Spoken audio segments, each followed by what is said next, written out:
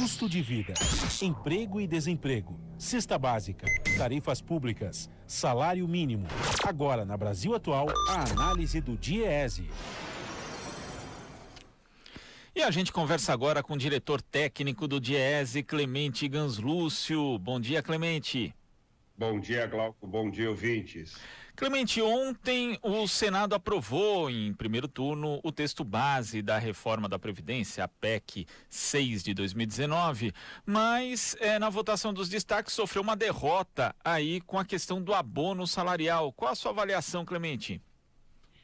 Bom, Glauco, como era relativamente previsto, o Senado deu sequência à votação, primeiro na comissão, depois no plenário, em primeira votação, em primeiro turno.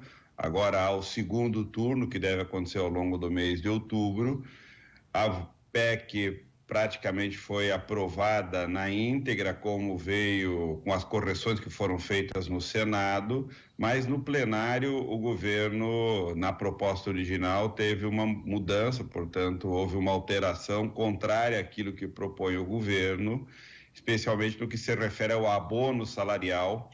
Nesse caso, o governo previa um limite de um salário mínimo, depois na Câmara do Deputado foi alterado para R$1.300, e agora o Senado retirou esse limite, voltando ao limite anterior, ao limite que já está em vigor, que é a regra atual, de 2 salários mínimos. Essa foi a principal mudança nessa primeira votação. Ainda há uma segunda votação no Senado, que outras alterações podem acontecer, para depois o projeto ir à sanção e a aprovação final do Senado Federal. Essa mudança não altera as demais regras, as regras, por exemplo, de idade mínima para homens de 65 anos, mulheres 62 anos, o tempo de contribuição para os homens se aposentarem continua 20 anos como tempo mínimo, as mulheres 15 anos, as mulheres precisarão trabalhar 35 anos em termos de contribuição, ter contribuição acumulada de 35 anos para ter acesso a um benefício integral correspondente à média de 100% das suas remunerações. Os homens terão que ter 40 anos de contribuição para ter acesso ao mesmo benefício de 100% da média das contribuições. Essa média significa um arroxo no valor do benefício para homens e mulheres.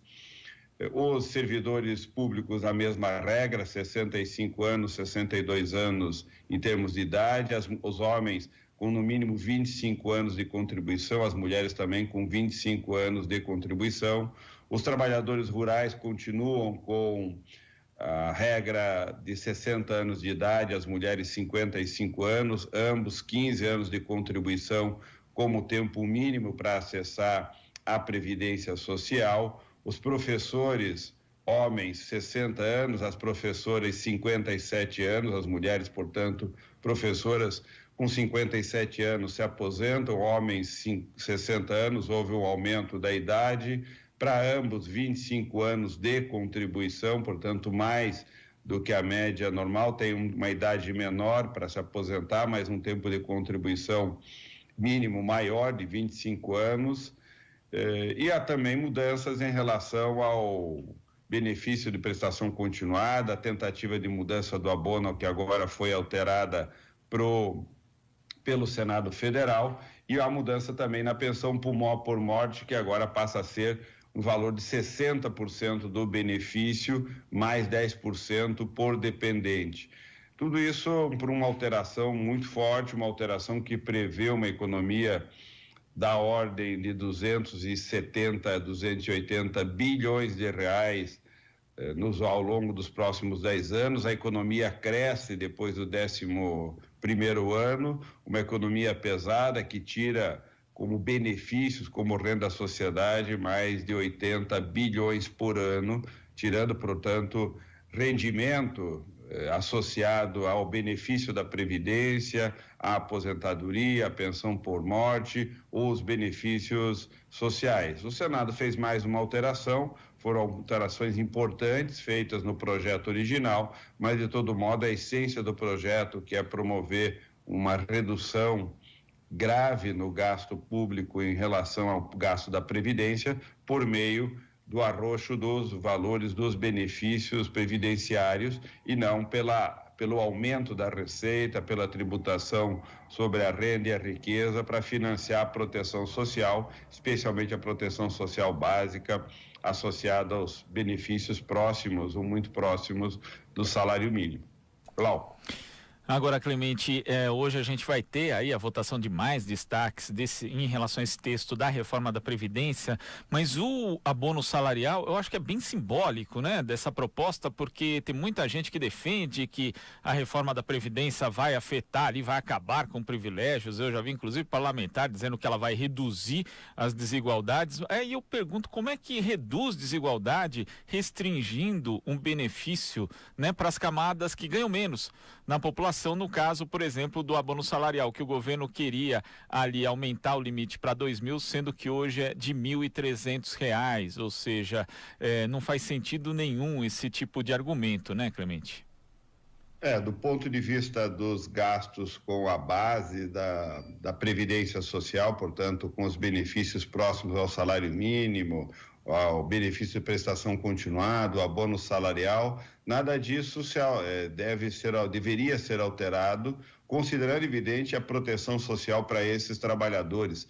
Existem milhares e milhões de trabalhadores e trabalhadoras que têm renda, salário, remuneração inferior a isso, e isso é uma desigualdade muito grave na economia brasileira, e aqueles que têm benefícios, inclusive da Previdência, muito superiores, inclusive, ao teto, coisa que de alguma maneira já em reformas passadas foram feitas correções, agora as novas correções são feitas, que são importantes, estão na linha correta de reduzir desigualdades, mas as principais mudanças, na verdade, nesse projeto não se tratam de corrigir distorções que podem existir no âmbito da Previdência Social. As principais mudanças, a principal economia se dá justamente sobre o benefício daqueles que têm o menor rendimento, o menor benefício e, portanto, se há algum tipo de correção, há na proposta, mas o principal da proposta é um brutal arroxo sobre os benefícios